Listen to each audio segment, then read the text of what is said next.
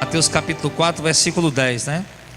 E disse-lhe Jesus: vai-te, Satanás, porque está escrito: ao Senhor teu Deus adorará, e só a Ele servirá. Amém.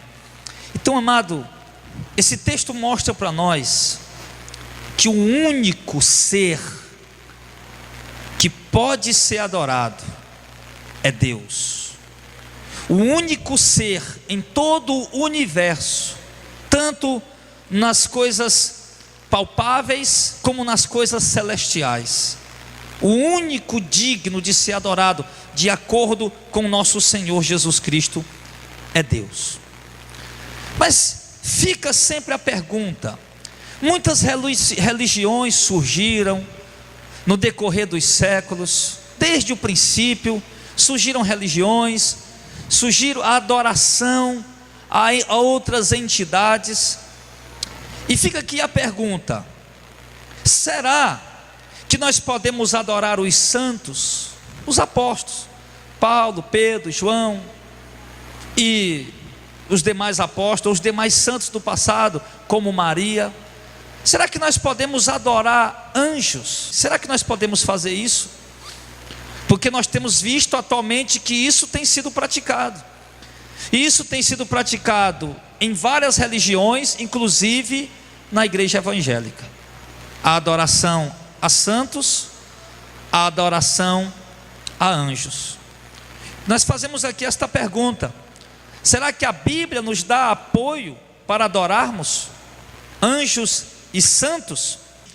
Nós vamos ver nas Escrituras, irmãos, se os apóstolos de Cristo, será que eles aceitaram a adoração? Porque hoje muita gente está adorando eles. Muita gente hoje vive prostrada, rogando ou adorando o apóstolo Paulo, o apóstolo Pedro, pelo motivo deles terem sido santos. E muitas pessoas hoje adoram esses homens. E será que quando eles estavam vivos, eles, ao serem adorados, aceitaram essa adoração?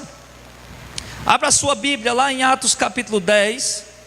Será que o apóstolo Pedro aceitou ser adorado? Lá em Atos capítulo 10, no versículo de número 25 e versículo 26.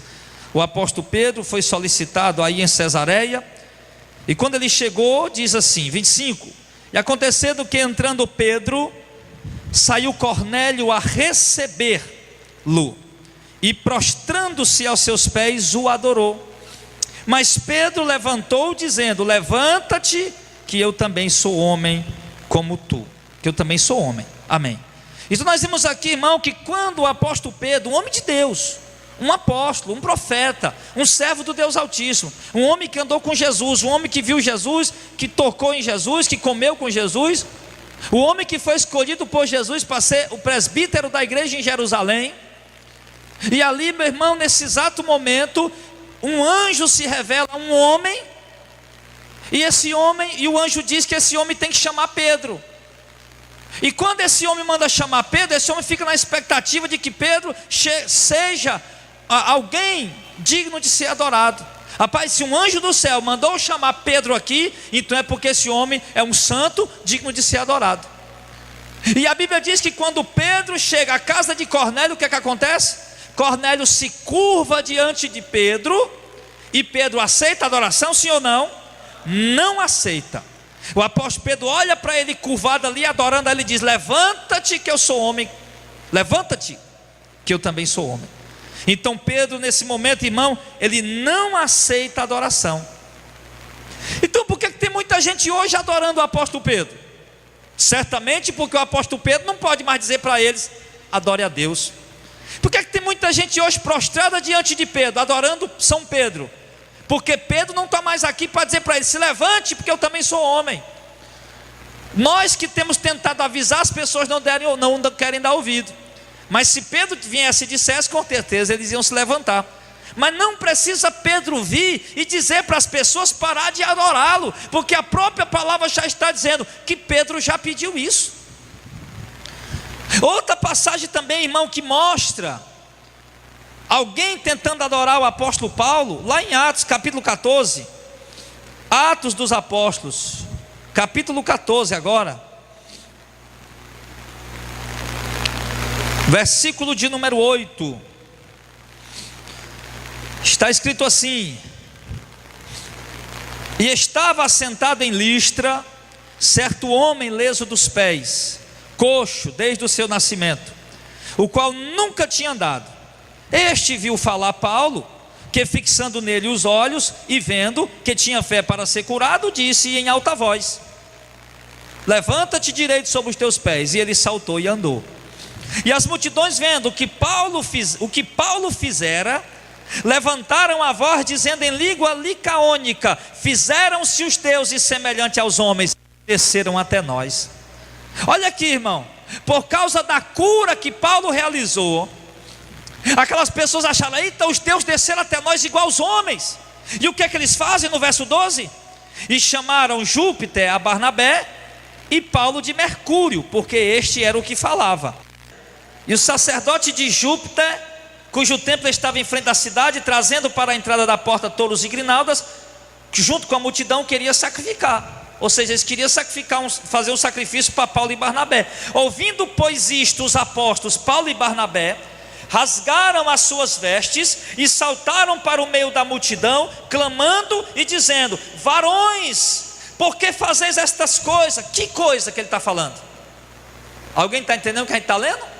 Por que fazeis essas coisas? Ou seja, por que vocês estão querendo sacrificar nós? Por que vocês estão querendo adorar a gente? Aí eles falam o seguinte: nós também somos homens como vocês, sujeitos às mesmas paixões, e vos anunciamos que vos convertais dessas vaidades ao Deus vivo, que fez o céu e a terra e o mar e tudo o que neles há, o qual nos tempos passados deixou andar todos os povos em seus próprios caminhos, contudo não se deixou a si mesmo sem testemunho, beneficiando-vos lá do céu, dando-vos chuva e tempos frutíferos, enchendo de mantimento e de alegria o vosso coração. Dizendo isto, com dificuldade impediram que as multidões lhe sacrificassem. Preste bem atenção, só até aí. Nós estamos vendo agora o apóstolo Paulo fazendo as missões que Deus lhe confiou.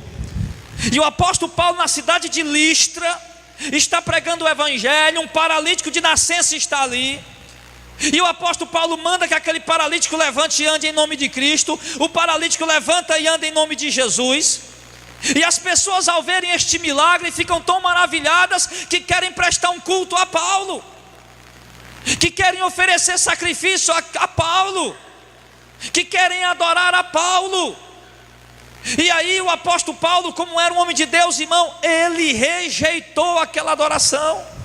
Imediatamente Paulo mandou parar aquele culto, mandou parar aquelas oferendas, mandou parar aquele sacrifício, rasgou as roupas em sinal de tristeza, de luto, para deixar claro para aquelas pessoas, e disse para eles que nós não somos dignos de adoração. O apóstolo Paulo não aceitou ser adorado. O apóstolo Paulo não aceitou que as pessoas lhe prestassem sacrifício pelo milagre que ele fez, e nem por outro motivo. E o apóstolo Pedro, mesmo sendo enviado por um anjo à casa de Cornélio, também não aceitou adoração, porque não se sentiram dignos. Os dois falaram que Deus apenas é digno de ser adorado. Mas hoje, meu irmão, o que existe hoje? Hoje existe aí uma meia dúzia de apóstolos no púlpito das igrejas, que vivem buscando a adoração do povo. Hoje existe aí uma meia dúzia de pastores aí, de líderes evangélicos, em cima do púlpito das igrejas, buscando a adoração da igreja. Tem homens que, quando entra o povo dentro da igreja, se ele pudesse, irmão, o povo se ajoelhava diante dele. Tem homem aí que, se pudesse, botava um anel no dedo e mandava todo mundo, quando chegar, beijar no anel do dedo dele. Tem homem que, se pudesse, meu irmão, quando chegasse na igreja, tinha que botar um tapete vermelho para ele poder entrar. Sim, porque muita liderança de hoje, meu irmão, tem esse espírito de idolatria em si. São homens que querem ser adorados, são homens que não querem ser igual aos irmãos, não querem ser simples como os irmãos. Eles querem se sentir no patamar maior e acham que são dignos de ser adorados, de ser venerados. Acham que são dignos de ser mais admirados do que o irmão que está lá na portaria. Acham que são dignos de ser exaltados mais do que o irmão que está sentado lá atrás. E eu quero lhe dizer, meu irmão, deixar bem claro para você essa noite: nem Paulo, nem Pedro, nem João, nem Mateus, nem Levi, nenhum homem nessa terra, fica claro, é digno de receber culto ou adoração. Apenas o Deus que está sentado no céu. Não aceitaram adoração quando estavam vivos, e não são dignos de adoração hoje que estão mortos. São homens de Deus, foram exemplos, testemunhos vivos da grandeza de Deus, homens que deram a vida pelo Evangelho, que merece nossa admiração, que merece que nós os imitemos, que nós os tomemos por exemplo, mas não de ser cultuados, nem de ser adorados. Não merece, não são dignos. Aí a gente olha aí para a igreja católica, apostólica romana.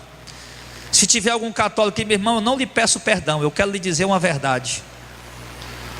Tem muito católico, irmão, adorando Paulo, adorando Pedro, adorando João, adorando José, adorando Maria, adorando todos os santos e ainda criando mais santos para cultuar. E isso, irmão, não há base bíblica para isso. Mas e os anjos, pastor, que são seres mais excelentes, seres mais extraordinários, aqueles que levam luz, aqueles que levam o brilho da glória de Deus em si? E esses anjos, será que a gente pode se curvar diante deles e adorá-los? Vamos ver. Abra a sua Bíblia em Apocalipse 19.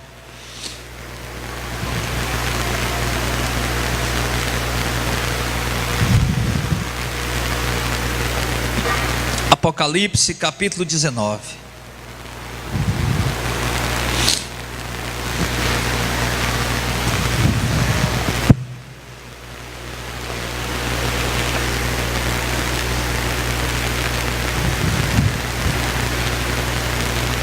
Vamos ver o versículo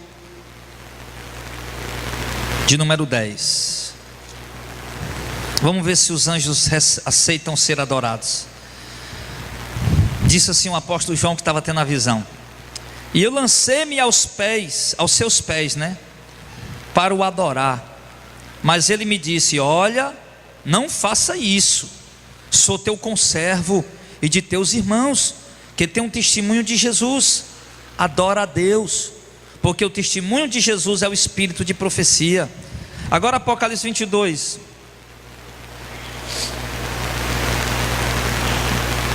verso 8 e 9.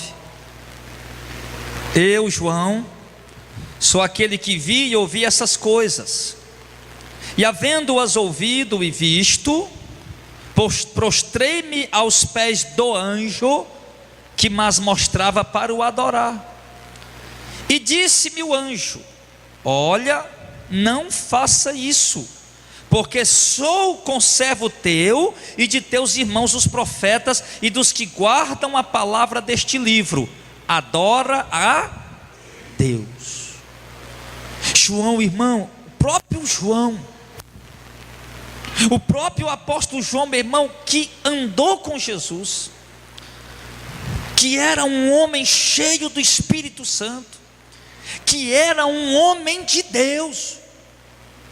O próprio João, que era um apóstolo e também um profeta, ele caiu no equívoco de porque está recebendo a maior revelação neotestamentária, que foi a revelação do livro da revelação, que a gente chama de Apocalipse. E quando João andou muito com aquele anjo, o anjo mostrando isso, mostrando aquilo, falando com ele, mostrando coisas extraordinárias, e de repente João se vê ali num momento tão glorioso com aquele anjo, que João disse: se prostra diante do anjo para adorar o anjo. Olha o equívoco de João, meu irmão. Um homem de Deus, um apóstolo de Cristo, achava que aquele anjo podia ser adorado por causa da glória que ele tinha. Aquele anjo tinha luz, irmão, uma luz forte. Aquele anjo estava revestido com uma glória extraordinária. Inclusive o texto diz que no verso 16 aí da Apocalipse 22, que aquele ali era o anjo de Jesus. Ou seja, era um mensageiro que o próprio Jesus havia enviado. Ele veio porque Jesus o enviou, porque Jesus o mandou. Aquele anjo veio em nome de Jesus Cristo. E João acreditou por algum momento que ele deveria curvar-se diante daquele anjo e adorá-lo. Olha o equívoco, irmão, que esse homem pode cometer. Você está vendo que o homem cheio do Espírito Santo cometeu esse equívoco? E talvez nós também, que somos cheios do Espírito Santo, que somos selados com a verdade de Deus, podemos estar cometendo o equívoco da idolatria nesses dias. Podemos estar cometendo, quem sabe nós que estamos aqui essa noite, ou muitos de nós que ouvem essa palavra, irmão, também não estamos cometendo o equívoco de nos prostrar para adorar alguma coisa. Talvez não estamos nos prostrando diante das imagens da igreja católica, mas muitos evangélicos já estão prostrados e adorando e depositando sua confiança às imagens ungidas que se distribuem nas igrejas evangélicas. Mas e nós, que nem nos prostramos diante dos ídolos católicos e nem diante dos ídolos evangélicos? Será que nós também não estamos curvados diante de alguma coisa para adorar? Porque, para deixar claro aqui, primeiro, que anjo também não aceita adoração. Isso ficou muito claro. Não, mas era um anjo, pastor, tinha que me dobrar diante dele. O anjo disse: levanta e adora a Deus. Eu sou um conservo teu. Tu é homem, eu sou anjo, mas nós somos servos do mesmo Deus. Tu tem teu trabalho na terra, eu tenho meu trabalho no céu, mas nós somos servos um do outro. Aliás, somos conservo para servir a Deus. Tu serve a Deus aí na terra fazendo a obra que Deus te mandou, e eu como anjo sirvo a Deus aqui do céu para a terra como Deus me mandou. Era conservo, servo do mesmo Deus, trabalhando no mesmo propósito para a glória do próprio mesmo Deus. E fica claro que anjo também não aceita adoração. Mas como eu estava falando, será que alguns de nós não está praticando, irmão, a idolatria? Ou não está prostrado diante de alguma coisa adorando? Será que nós não estamos prestando culto, irmãos? Será que nós não estamos prestando culto a cantores? Será que nós de repente não nos tornamos idólatras de algum cantor? Será que nós não estamos prestando culto à televisão? Será que a televisão não se tornou um ídolo dentro da minha casa? Será que nós não estamos prestando culto à internet, ao computador, às redes sociais? Será que nós não estamos ali? Será que esses objetos não se tornaram um Deus para nós? A palavra de Deus é clara, irmão, em mostrar que só há um único digno de ser adorado e cultuado, e esse é Deus.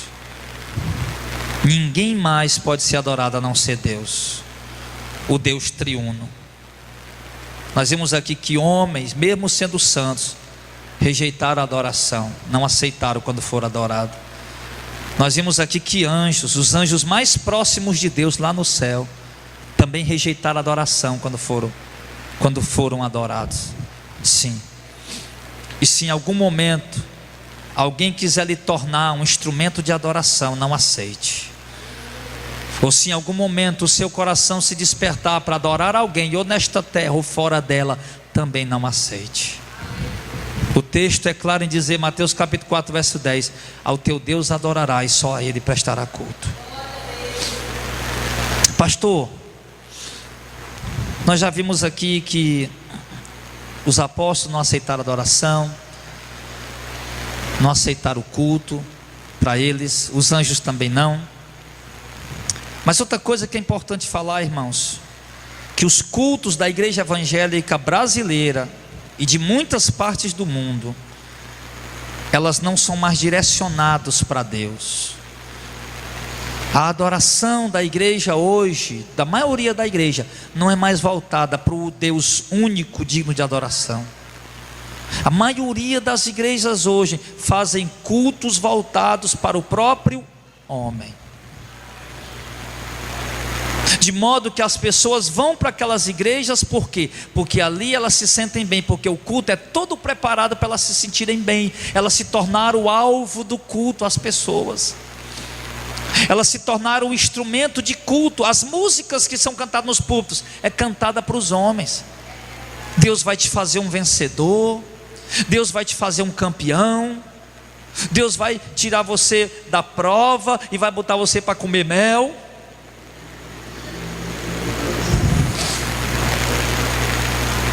As músicas são voltadas para o homem, são músicas bajuladoras, São músicas aduladoras que está adorando o homem, cultuando o homem. Era para se nós estivéssemos nessa igreja, irmão, ouvindo um louvor desse tipo aí, que adorando a gente leva, opa, peraí meu irmão, não vim aqui para ser adorado não, vim aqui para adorar a Deus. Pastor, por gentileza, eu lhe respeito, mas mude esses louvores aí, porque eu estou aqui para adorar a Deus e não o homem. Até a pregação, irmão, ela é voltada para massagear o ego do homem. Os atrativos, as propagandas, tudo é oferecido para os homens. Tudo que é dado, tudo que é oferecido, tudo que é prestado é para os homens. O culto da igreja evangélica perdeu o sentido. É muito raro você entrar numa igreja hoje onde o louvor de fato adore a Deus. São cantados 10 louvores no culto, os 8 louvor pelo menos é cantado para adorar o homem, trazendo palavras de promessas terrenas, de conquistas terrenas para o homem. O objeto de culto virou o homem.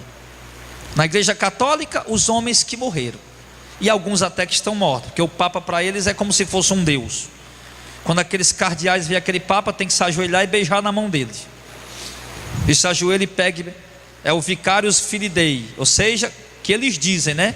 Aquele que está no lugar do Filho de Deus. E Papa não está no lugar do Filho de Deus de jeito nenhum, porque o Filho de Deus não está morto, o Filho de Deus está vivo, assentado no céu em glória. O único que vai querer tomar o lugar do Filho de Deus é o anticristo. Esse vai querer tomar o lugar do Filho de Deus. E depois do Papa, né? Porque o Papa já está querendo tomar, e os católicos estão engolindo isso numa boa. Por quê? Porque são cegos, como eu era. Eu era um católico idólatra, meu irmão. Imagem de Maria, imagem de Santo Expedito, de Santa Luzia. Eu era coroinha da igreja católica, rodeava a rua da cidade vestido com a bata branca. Chegava na igreja no final daquela procissão, eu ia lá beijar os pés daquelas imagens ali, ia fazer minhas rezas. Era um cego. Se nem os apóstolos vivos foram dignos da adoração, quanto mais a imagem morta deles.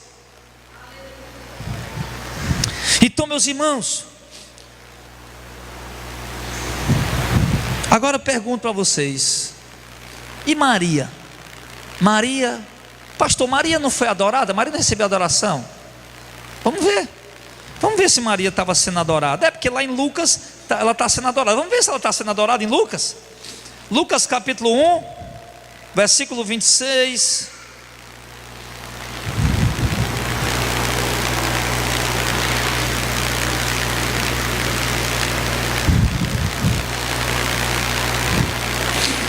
Versículo 26, olha aí.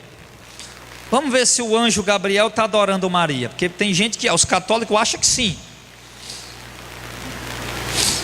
Do 26 ao 30. E no 6º mês, foi o anjo Gabriel enviado por Deus a uma cidade da Galileia chamada Nazaré, a uma virgem desposada com um varão cujo nome era José, da casa de Davi, e o nome da virgem era Maria.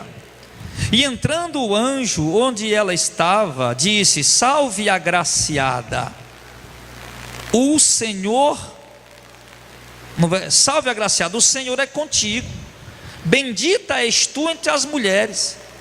E vendo ela, turbou-se muito com aquelas palavras e considerava que saudação seria aquela. Disse-lhe então o anjo: Maria, não temas, porque achaste graça diante de Deus. Vamos entender aqui essa saudação. Será que o anjo está adorando Maria? Será que o anjo está agora tornando Maria um instrumento de adoração para a humanidade? O que é que o anjo diz para Maria quando ele vê ela? Salve agraciada, o Senhor é contigo, bendita és tu entre as mulheres. A salvação, salve agraciada. O anjo está dizendo: Maria, tu és muito cheia de graça. E o que é graça? Graça quer dizer, tu achaste favor da parte de Deus sem que tu merecesse. Era isso que eu estava dizendo. Salve agraciado, ou seja, Maria, tu achou graça aos olhos de Deus sem tu merecer. O Senhor é contigo, Maria. E bendita és tu entre as mulheres. Por que bendita és tu entre as mulheres? Por causa que ela ia conceber o Filho de Deus. De modo que equivocadamente os católicos dizem que Maria é mãe de Deus. Se Maria é mãe de Deus, então Deus não é Deus, porque um Deus que nasce não pode ser Deus. Maria é mãe de Jesus Cristo, homem, e não mãe de Deus. Mas enfim, o anjo não está aqui adorando Maria. O anjo está trazendo uma saudação e dizendo para ela agora: Maria, tu és uma bem-aventurada, Maria, tu és uma agraciada. Deus olhou para ti no meio de tantas mulheres e te escolheu, porque é assim que Deus faz, irmãos. Olhe para você, por exemplo. Você é melhor do que o seu vizinho? Você é melhor do que o seu parente? E por que que eles não se converteram e você é convertido? Por que que Deus te escolheu e não escolheu eles? Sem você ser melhor do que eles. Porque Deus escolhe pela graça. É um favor imerecido. Deus nunca escolheu ninguém pela bondade. Nunca. Sempre Deus escolhe a pessoa pela vontade soberana dele. Eu quero escolher aquele ali, pronto, é assim que Deus faz. Mas Senhor, aquele ali é o pior, mas eu quero, eu vou escolher ele. E Deus escolhe assim. Então quando o anjo chama Maria de agraciada e traz essa saudação, eu te saúdo, muito favorecida, porque Maria recebeu de fato um grande favor de Deus. Aí vamos ver agora Maria encontrando-se com Isabel, no versículo 39, aliás. Naqueles dias levantou-se Maria e foi apressadamente às montanhas, a uma cidade de Judá. Entrou em casa de Zacarias e saudou a Isabel. Aconteceu que ao ouvir Isabel a saudação de Maria, a criancinha saltou no seu ventre, e Isabel foi cheia do Espírito Santo e exclamou com grande voz dizendo: bendita és tu entre as mulheres, e bendito é o fruto do teu ventre. E a alegria da Isabel era tão grande, irmão, que ela falou no verso 43, de onde me provém isso a mim, que venha visitar minha mãe do meu Senhor? Pois eis que ao chegar aos meus ouvidos a voz da tua saudação, a criancinha saltou de alegria no meu ventre. Bem-aventurada a que creu, pois hão de se cumprir as coisas que da parte do Senhor lhe foram ditas. Em nenhum momento Isabel adora Maria. Em nenhum momento o anjo Gabriel adora Maria. Em nenhum momento Isabel adora Maria. Quando uma pessoa, um amigão, pessoa que a gente ama, chega na casa da gente ou liga para a gente, como é que a gente costuma dizer? Rapaz, agora está melhor, né? E aí, está tudo bem? Agora está melhor aqui com a sua presença. A Isabel estava tão alegre, porque Maria, prima dela, tinha visitado lá, e Isabel estava em dias de alegria demais, porque Isabel já era velha, era estéril, e pedia muito tempo a Deus, e estava grávida. Ia nascer o profeta João Batista. E agora Maria chega lá, grávida também, e quando a Maria chega que fala, a Isabel logo se alegra. E logo ela diz que ela foi cheia do Espírito Santo, e o Espírito Santo revela que Maria está grávida, e está grávida trazendo no ventre dela o Salvador do mundo, que seria Senhor delas. E naquele momento Isabel vai e fala: de onde, bendita és tu entre as mulheres, e bendito é o fruto do teu ventre. Meu irmão, é claro que Maria é bendita entre as mulheres, foi escolhida para ser mãe do Filho de Deus. É claro que Maria é bendita entre as mulheres. É claro que Maria é bem-aventurada. Qual a mulher que não queria isso, meu irmão? Ser mãe do Filho de Deus, gerar em seu ventre o Filho de Deus por um milagre do Espírito Santo.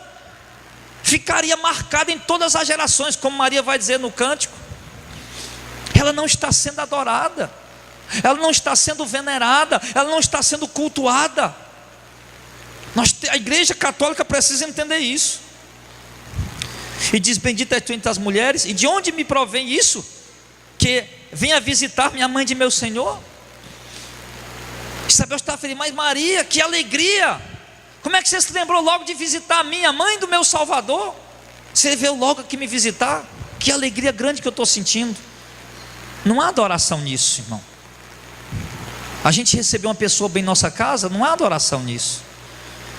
A gente dizer que está feliz com a visita de um irmão que chegou à nossa casa: irmão, estou muito feliz que você chegou aqui na minha casa hoje.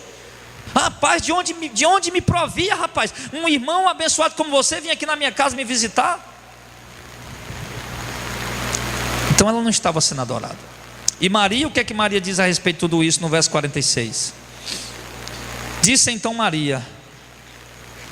Agora Maria, ela, de acordo aqui com a epígrafe, diz que ela faz um cântico, né? A minha alma engrandece ao Senhor, o meu espírito se alegra em Deus, meu Salvador, porque atentou na humildade da sua serva. Pois eis que desde agora todas as gerações me chamarão bem-aventurada. Mas Maria em momento algum disse que as gerações iam adorar ela, eu chamar ela de bem-aventurada, porque me fez grandes coisas o poderoso, e santo é o seu nome, e a sua misericórdia de geração em geração sobre os que o temem. Com o seu braço agiu valorosamente, dissipou os soberbos no pensamento do seu coração. Depois dos tronos os poderosos, e elevou os humildes. Encheu de bens os famintos e despediu vazios os ricos. Auxiliou a Israel, seu servo, recordando-se da sua misericórdia, como falou a nossos pais, para com Abraão e sua posteridade para sempre. E Maria ficou com ela quase 3 meses e depois voltou para a sua casa. Amém. Então preste bem atenção, irmão. Maria não está sendo adorada nesses versículos. A adoração a Maria foi criada pela Igreja Católica, e não há base bíblica alguma para que Maria seja adorada. Nós vimos aqui que todos os homens de Deus, mulheres de Deus como Maria, como homens de Deus, sim, tornaram-se exemplos, modelo, eram amados pela igreja, eram queridos pela igreja, mas no momento que eles foram ser adorados, eles rejeitaram a adoração. E Maria, em nenhum momento ninguém tentou aqui adorar ela, por isso que ela não rejeitou. Mas os apóstolos, quando alguém tentou adorar eles rejeitaram. Se com certeza, se alguém tivesse tentado adorar Maria, ela também teria rejeitado, porque Maria também certamente sabia que não era digna de adoração, como uma serva humilde de Deus sabia que só Deus pode ser adorado. Então, irmãos, nós estamos vendo que ninguém mais além do que Deus pode ser adorado. Ninguém mais ninguém. Por quê? Porque Deus abomina a idolatria. Deus, ele detesta a idolatria. Uma das coisas que Deus mais proibiu o seu povo na antiguidade e na antiga aliança e na nova aliança, que Deus mais advertiu o seu povo, era que o seu povo não praticasse idolatria, não cultuasse a ninguém mais a não ser Ele. Fosse uma entidade de ouro, de pedra, fosse um homem, Deus advertiu veementemente que eles não poderiam praticar idolatria. Nós podemos ver o quanto Deus abomina a idolatria. Sim, lá em Êxodo capítulo 20, veja lá, o segundo livro da Bíblia, Êxodo capítulo de número 20.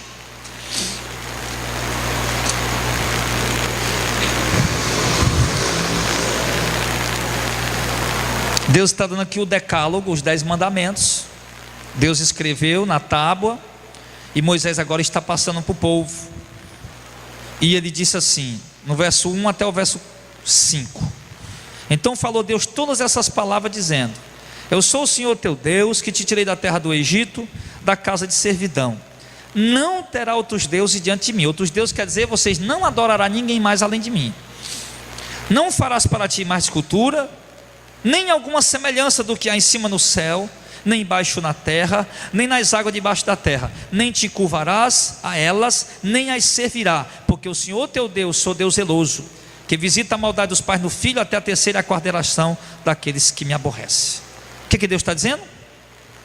Eu sou o único Deus, eu não permito que vocês adorem outro Deus que não seja eu, e vocês também não devem fazer para si imagem de escultura, de semelhança de nada, nem das coisas que estão no céu, nem das coisas que estão na terra.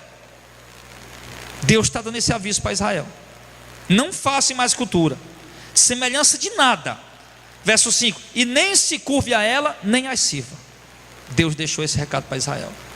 Deus mostrando aqui o quanto ele abomina a idolatria.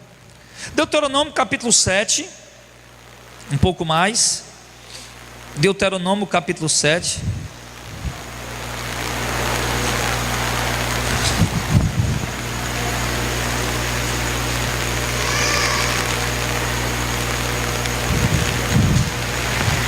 Versículo 25 e versículo 26 diz assim: a imagem de escultura de seus deuses queimará fogo, a prata e o ouro que estão sobre elas não cobiçará, nem os tomarás para ti, para que te não enlaces neles, pois abominação são ao Senhor teu Deus. Não meterá, pois, abominação em tua casa, para que não sejas amaldiçoado, assim como ela. De tudo a detestará, de tudo a abominará, porque é amaldiçoada. Olha o quanto Deus abomina, irmãos, a idolatria.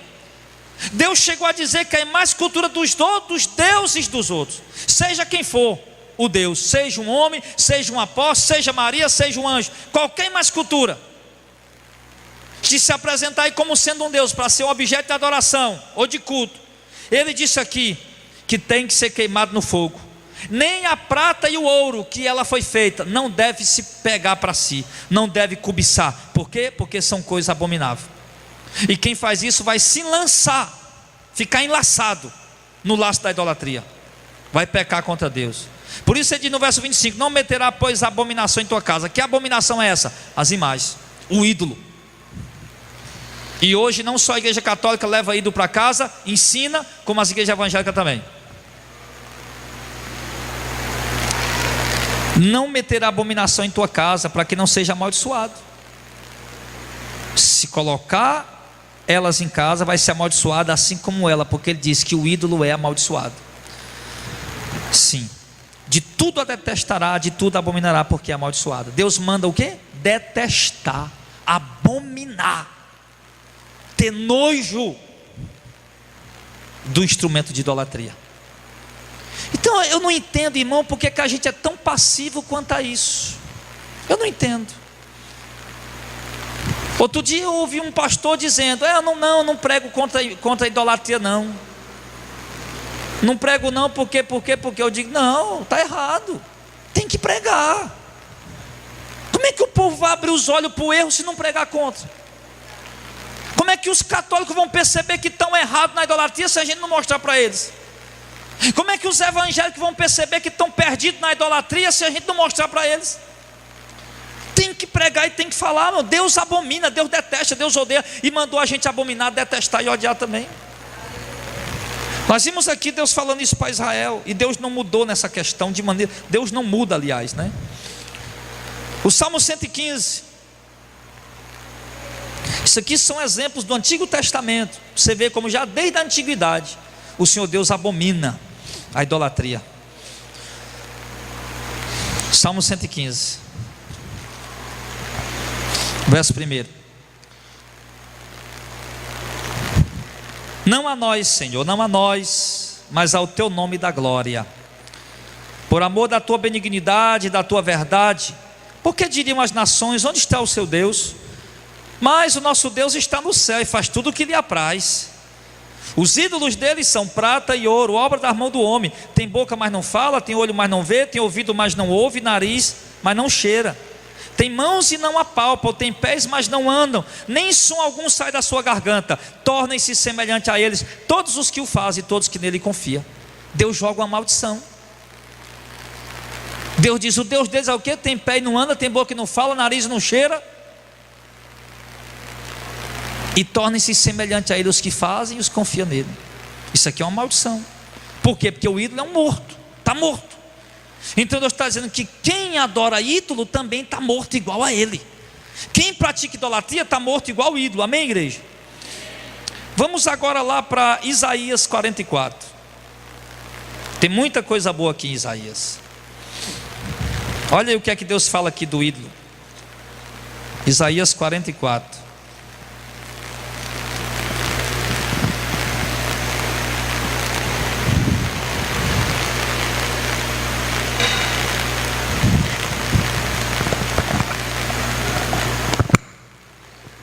Não faz muito tempo não, irmão. Está com 16 anos que eu sou convertido ao Evangelho.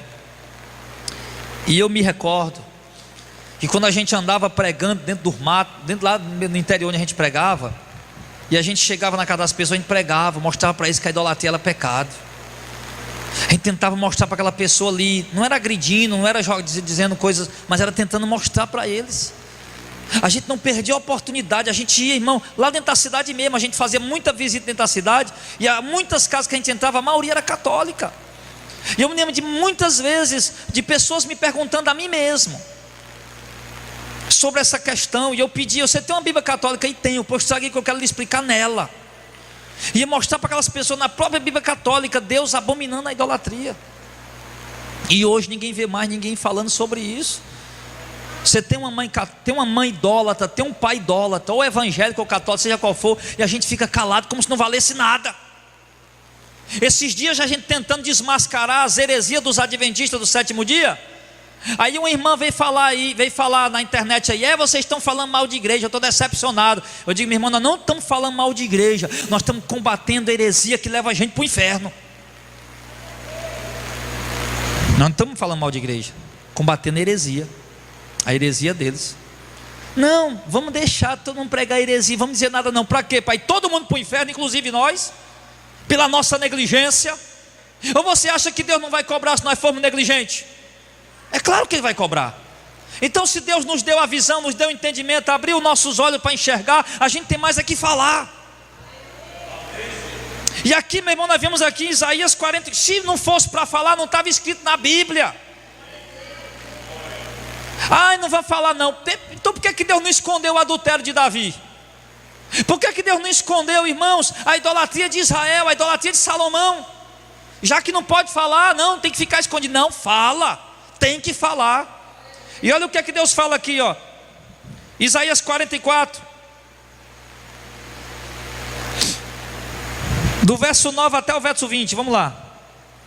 Olha o que Deus fala sobre: e todos os artifícios de mais escultura são vaidade, as suas coisas mais desejáveis são de nenhum préstimo, as suas mesmas testemunhas nada veem, nem entendem, para que eles sejam confundidos. Quem forma um Deus e funde em mar de escultura, que é de nenhum préstimo, eis que todos os que seus seguidores ficarão confundidos. Está vendo? Pois os mesmos artifícios são dentre os homens, ajuntem-se todos e levantem-se, assombração, e serão juntamente confundidos.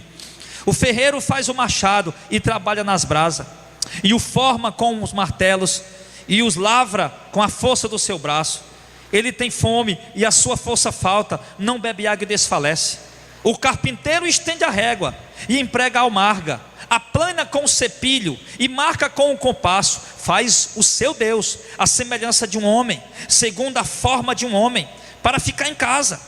Tomou para si cedros, que é um tipo de madeira, ou toma um cipreste ou um carvalho, e esforça-se contra as aves do bosque. Planta um almeiro e a chuva o faz crescer. Então servirão ao homem para queimar, com isso se aquenta e coze o pão, fazendo lenha, né? Também faz um Deus e se prostra diante dele. Fabrica uma imagem de escultura e ajoelha-se diante dela. Metade queima, com outra metade come a carne, assa e farta-se. Também se aquenta e diz: ora, já me aquentei e já fiz o fogo com a lenha daquela madeira. Então do resto faz um Deus, uma imagem de escultura, se ajoelha diante dela e se inclina e lhe dirige a sua oração e diz: livra-me, porque tu és o meu Deus.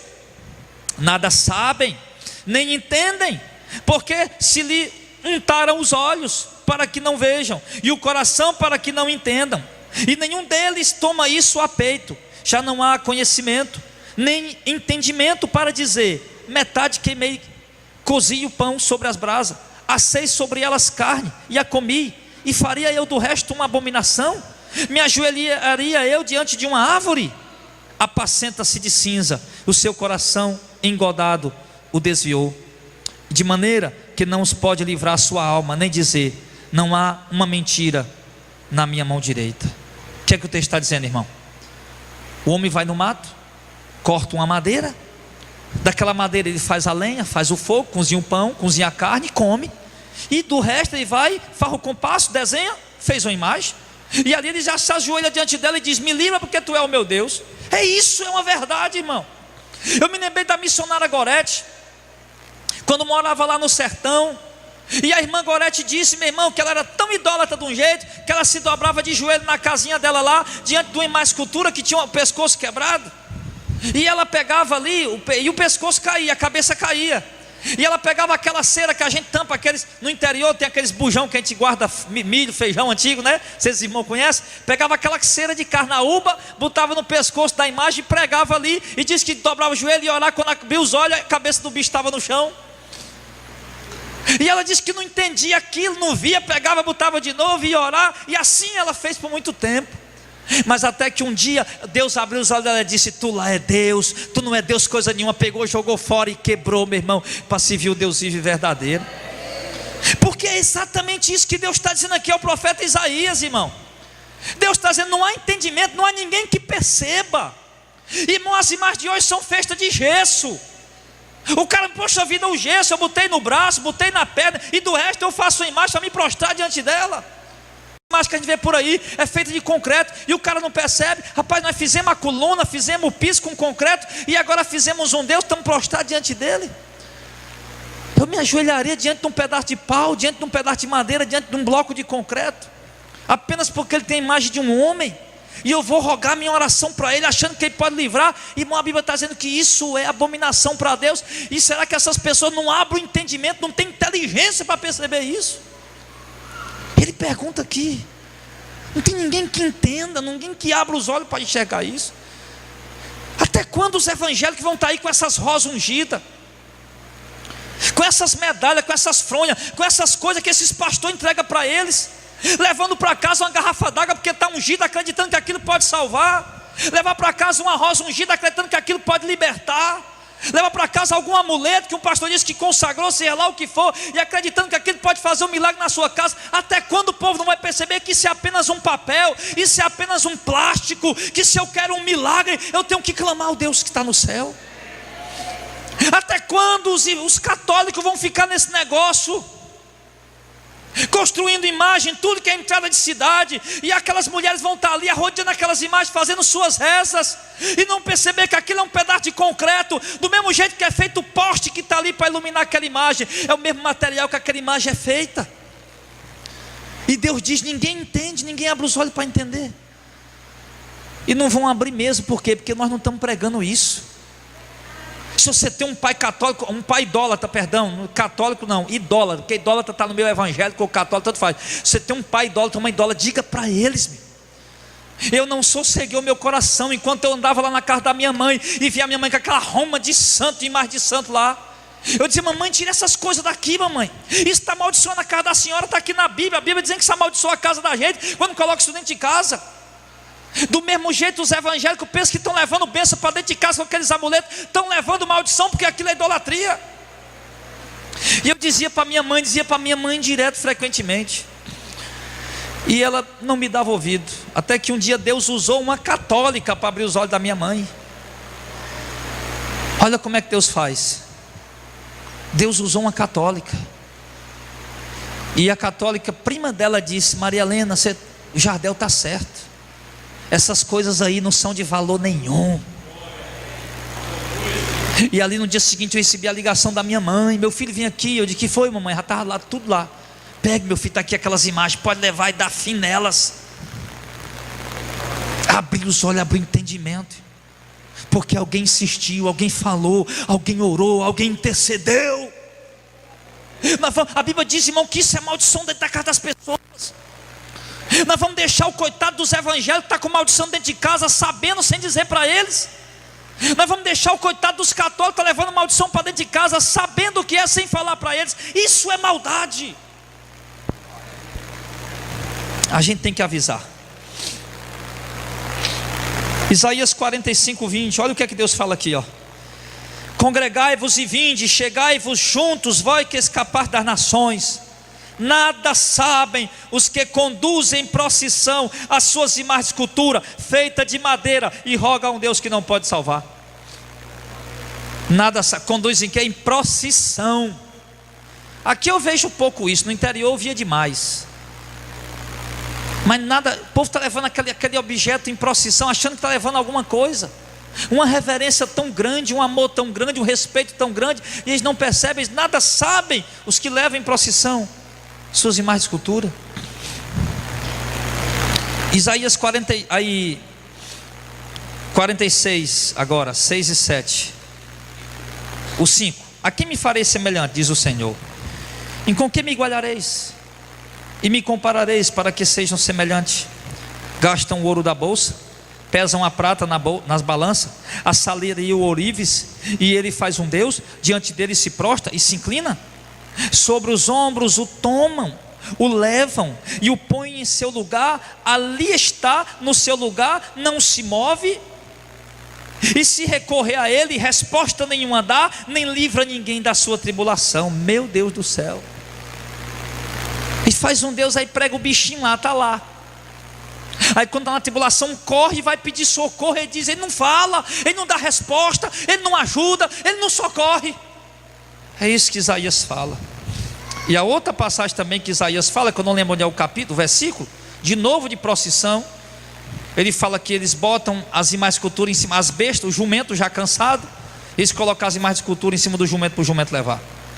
E não tem nem misericórdia do jumento de colocar aquilo ali. Então, meus irmãos, Deus, nós estamos vendo aqui que Deus, ele abomina a idolatria.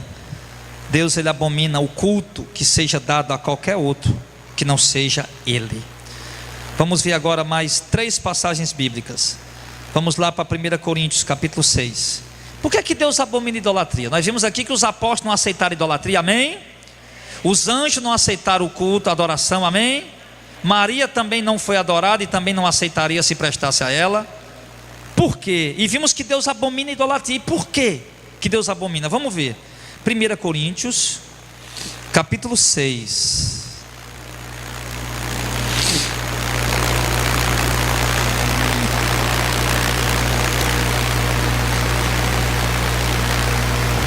Coríntios capítulo 6.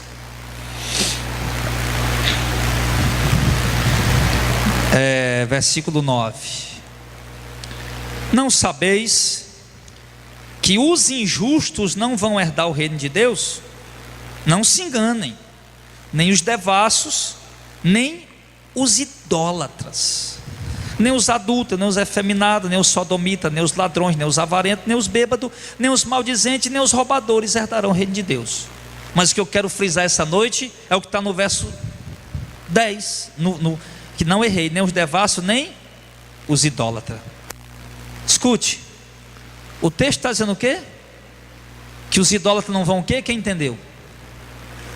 Não vão herdar o reino de Deus, não vão para o céu, não vão ser salvos. O texto está falando. Vamos ver outro texto. Esse é mais conhecido, Gálatas capítulo 5.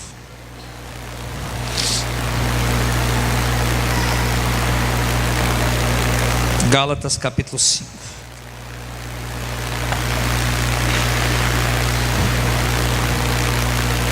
O verso 19 até o verso 21. Porque as obras da carne são manifestas. Obra da carne. Que é a obra da carne? Prostituição, impureza, lascívia, idolatria, feitiçaria, inimizade, porfias, imulações, ira, peleja, dissensões, heresias, inveja, homicídio, bebedice, glutonaria e coisas semelhantes a essas, acerca das quais vos declaro, como já antes vos disse, que os que tais coisas praticam não herdarão o reino de Deus. Não tem salvação para quem pratica idolatria. Seja ele evangélico, seja ele pastor, seja ele católico, seja ele padre, papa, bispo, quem for idólatra não tem lugar no reino de Deus. Apocalipse capítulo 21.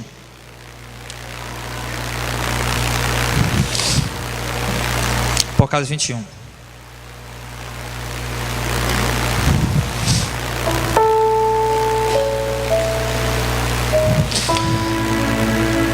Verso 8.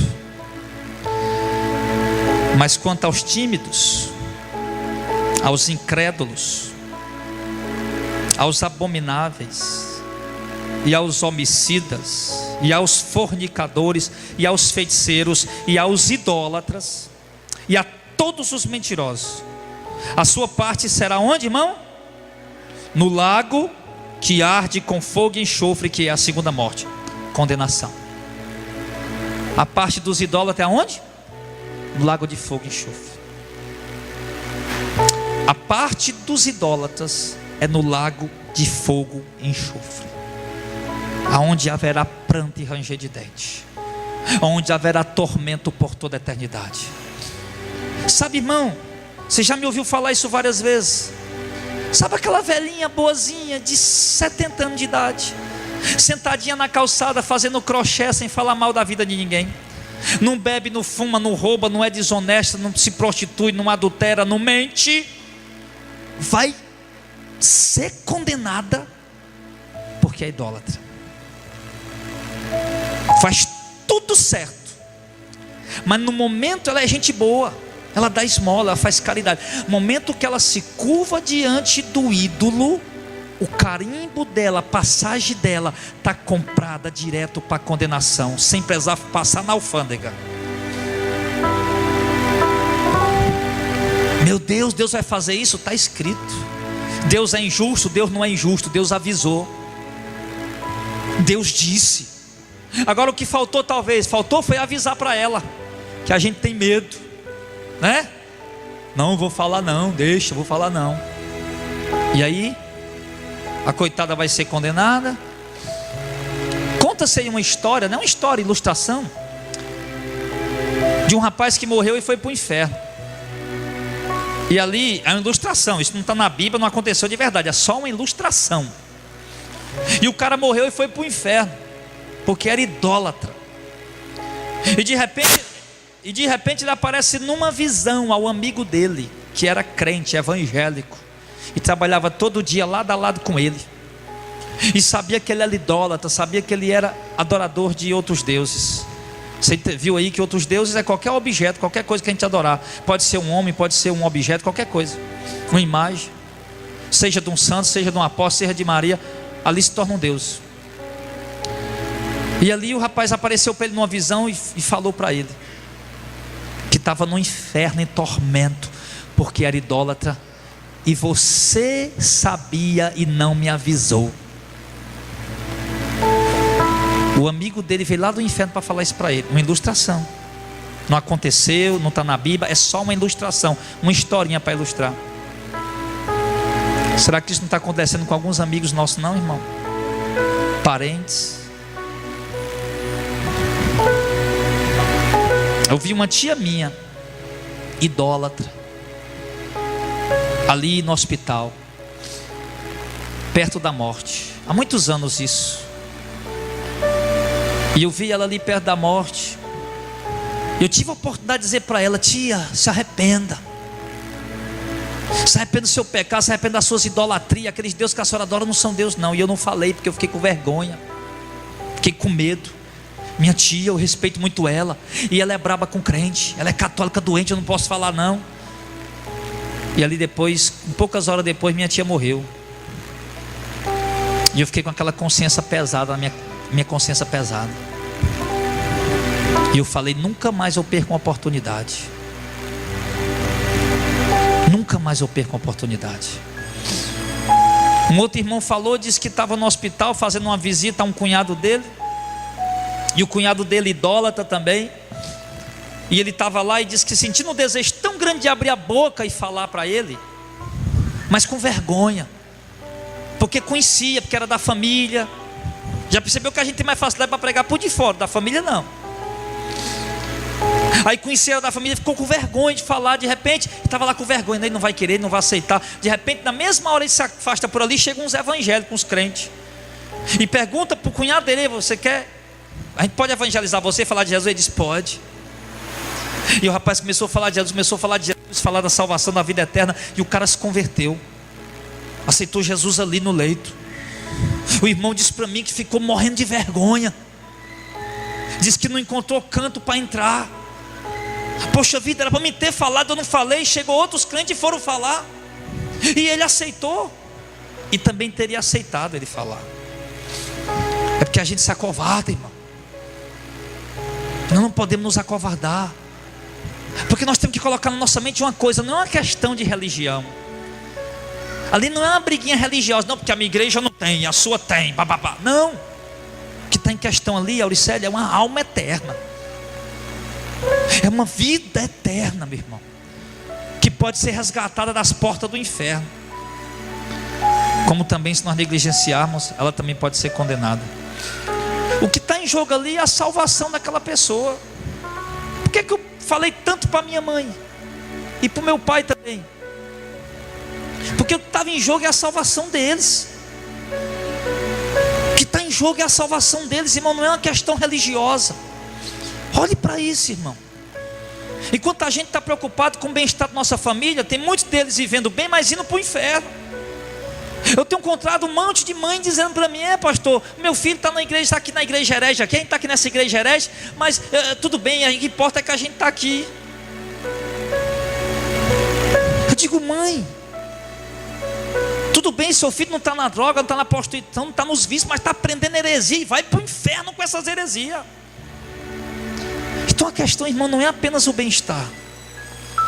O bem-estar terreno ele passa, mas a vida eterna, pode ser condenação eterna, tormento eterno. Nós temos essa verdade, nós temos essa revelação, e nós temos escondido ela. Faz quanto tempo que você não prega para um católico que ele é idólatra? Faz quantos anos que você um dia abre a boca para dizer para um católico: meu irmão, abandone essa idolatria, que isso está errado. Para você respeitar Maria e os santos, precisa você ter a imagem deles em casa e adorar eles, não. Você pode respeitar e amar eles no coração. Adore a Deus. Adore a Deus. E pega esses versículos que eu preguei essa noite, que talvez alguém tenha anotado ou não, porque eu acho que eu sou esperto na questão quando eu vou ouvir pregação. Quando o Auricélio pregou aqui na quarta-feira, eu notei todo o versículo que ele falou, não deixei escapar um. Ontem eu vim pregar aqui no programa do Meu Dia, e fui pregar exatamente sobre o juízo investigativo. O juízo investigativo, a teologia da salvação dos adventistas. E eu usei todos os versículos que o Auricélio deu, ainda acrescentei mais alguns, mas eu peguei todos os versículos que ele falou, porque eu estava: rapaz, isso aqui vai servir para mim, esse meu entendimento, para o meu aprendizado, para passar para outras pessoas. Notei. Mas às vezes a gente não se importa. Então você tem que guardar essa palavra aí e entender isso. Mas quanto tempo que a gente não abre a boca para um católico para dizer para você: ei, Jesus te ama, vai resolver teu problema? Já viu os evangelismos de hoje? Eu moro lá na minha igreja fazer uma campanha. Bora lá na minha igreja fazer uma campanha. O pastor lá é um homem de Deus, é um profeta, tu vai ver. E tem coisa, é vitória na certa. Nós estamos numa campanha lá da família, tu vai ver como teu casamento vai ser restaurado. Onde está o evangelismo de arrependimento? Por que não podemos chegar para os católicos e dizer: meu irmão, abandona a idolatria aos santos? Nós devemos fazer isso, irmãos. Nós estamos negligenciando isso. Isso é pregação para culto campal. Isso é para a gente botar caixa de som no meio da rua e dizer aos caras: abandone a idolatria católica. Meu irmão, deixe de adorar a Maria, deixe de adorar o São Francisco, o Padre Cícero, São Expedito. Adore só a Deus. Tome eles por exemplo, sim. E o exemplo deles foi que eles adoraram só a Deus. Nós temos que voltar a pregar isso nas praças, amém, igreja? Temos que voltar a pregar isso nas ruas. Nós fizemos um culto campal lá, numa rua aqui do lado, e eu fui pregar e preguei sobre idolatria. No outro dia os irmãos vieram me falar: pastor, os irmãos, o pessoal da rua lá ficaram tudo chateado com o senhor. Eu digo: ainda bem, eu não estava ali para receber aplauso. E os irmãos às vezes até querendo dizer para mim não pregar. Fui pregar sobre idolatria lá no sertão, e eu preguei com a Bíblia católica. Eu fui pregar num bairro onde mais tem católico lá, e tudo brabo. Eu digo: eu vou levar a Bíblia católica hoje. Peguei a Bíblia da mamãe desse tamanho aqui, com a mais do Papa em cima na frente. E lá antes de pregar, eu abri a Bíblia e mostrei: estou aqui com a Bíblia do Papa, está aqui, ó.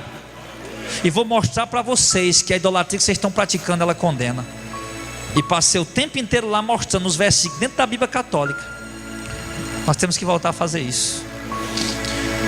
A outra coisa para encerrar, irmão, nós aprendemos aqui que os apóstolos não são dignos de ser adorados, e nem ele jamais aceitaria. Maria não é digna de ser adorada, e nem jamais ela aceitaria. Que anjo não é digno de ser adorado, e nem jamais eles aceitariam. Nós vimos tudo isso aqui, o quanto Deus abomina a idolatria, e porque a idolatria ela condena. E a idolatria é o culto que eu dou, é a valorização excessiva que eu dou a determinado objeto, como se ele fosse uma divindade, como se ele fosse um Deus para a minha vida. É Ele que eu sirvo, é Ele que manda na minha vida. E para encerrar, tem uma idolatria que a maioria não conhece. Colossenses capítulo 3. Para encerrar. Depois a gente pode pregar só sobre Colossenses 3, mas hoje é só para encerrar. Aí vizinho a Tessalonicenses, depois de Filipenses.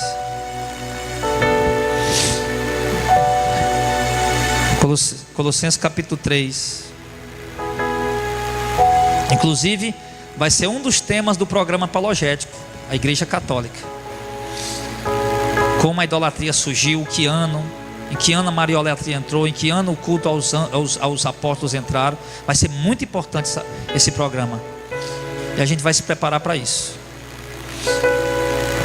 Colossenses 3, versos 5 e 6. Mortificai, pois, os vossos membros que estão sobre a terra. Preste atenção: a prostituição, a impureza, a vil concupiscência, o que? O próximo aí? A avareza, que é? Não, tá na Bíblia de vocês também assim, amém? Ou não, tá só na minha? Pois vamos ler junto, ó, verso 5. Mortificai, pois, os vossos membros que estão sobre a terra: a prostituição, a impureza, o apetite desordenado, a vil concupiscência e a avareza, que é idolatria. Verso 6. Pelas quais coisas vem a ira de Deus sobre os filhos da desobediência. Uma idolatria, irmão, que muitos de nós não sabem que é idolatria: a avareza. O que é a avareza? A avareza aí já não está se referindo mais aos ídolos, aliás, às imagens de escultura. Ele está se referindo a um outro ídolo que é adorado pela maioria das pessoas, que são os bens materiais. A avareza, o apego, a palavra avareza significa isso. O significado de avareza é apego sórdido ao dinheiro. A palavra sórdido significa algo sujo, imundo, impuro. Ou seja, é quando você coloca o dinheiro, os bens materiais acima das outras coisas.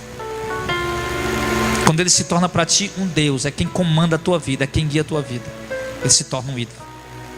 A avareza tem se tornado um ídolo que vai condenar pessoas que não adoram imagem católica, não adoram imagem evangélica, mas é preso à idolatria da avareza. E o texto diz que serão condenados. Nem essa nós podemos deixar entrar em nosso coração. Nenhum tipo de avareza, de idolatria. Só há um ídolo em nosso coração: é Deus. Deus Pai, Deus Filho e Deus Espírito Santo. Apenas este Deus triuno é o ídolo, é o nosso ídolo. Apenas Ele nós adoramos. Como disse o Senhor Jesus: ao teu Deus adorará e só a Ele prestará culto. Mas se essa idolatria, eu sei da avareza que está no coração de muitos, e não só de ricos, mas também até de pessoas de pouco recurso. Porque tem uns que tem a Land Rover, a Land Rover para ele é tudo na vida dele, é o ídolo dele. E o outro não tem a Land Rover, mas tem uma bicicletinha. O outro não tem uma bicicleta, mas tem um skate para ir trabalhar de skate. Não tem dinheiro para comprar uma bicicleta, eu vou comprar o skate. A idolatria, a avareza, o apego sórdido aos bens materiais. Nós temos que tirar isso do nosso coração. Não há lugar no reino de Deus para os idólatras, para aqueles que prestam culto a outra divindade que não seja o Deus verdadeiro. Amém, pessoal? Que fique bem claro para vocês, que fique entendido, e que vocês possam repassar essa palavra para as pessoas que vocês passem com cuidado, com carinho, com jeito, mas passe, porque eles precisam